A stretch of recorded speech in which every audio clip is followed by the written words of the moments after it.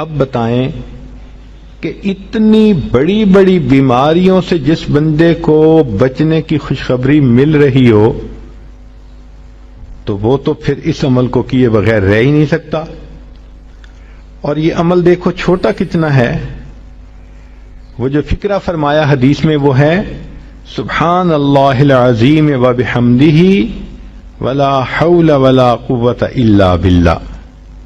اتنا سا فکرہ پڑھنے پر اللہ چہرہ بھی پر نور بنا دیتے ہیں، میموری بھی تیز کر دیتے ہیں، اللہ تعالیٰ بینائی بھی تیز کر دیتے ہیں، اور اللہ تعالیٰ جسم میں طاقت بھی بھر دیتے ہیں. کہ قرآن مجید کی ایک آیت کو 3 مرتبہ یقین کے ساتھ پڑھ لیں، اللہ تعالیٰ غمزدہ دل کو تسلی فرما دیتے ہیں.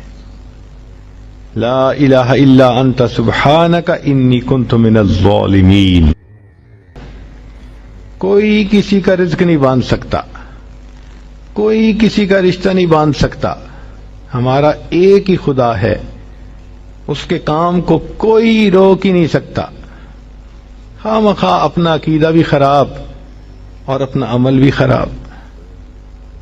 سیدھی بات ہے کہ نبی علیہ الصلوۃ والسلام نے جو باتیں سکھائیں ان کو کریں، خود بخود عملیات سے جان چھوٹ جائے گی. چنانچہ عورتیں اکثر پوچھتی ہیں جی کہ میرا رشتہ اچھا ہو جائے، بیٹے کو جاب مل جائے، بہو کا ویزا رکا ہوا ہے، فلاں کام اٹکا ہوا ہے.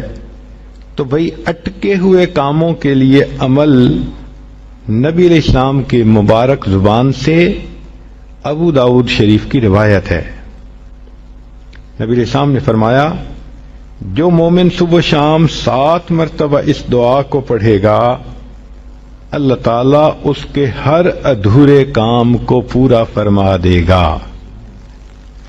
اور وہ کیا ہے؟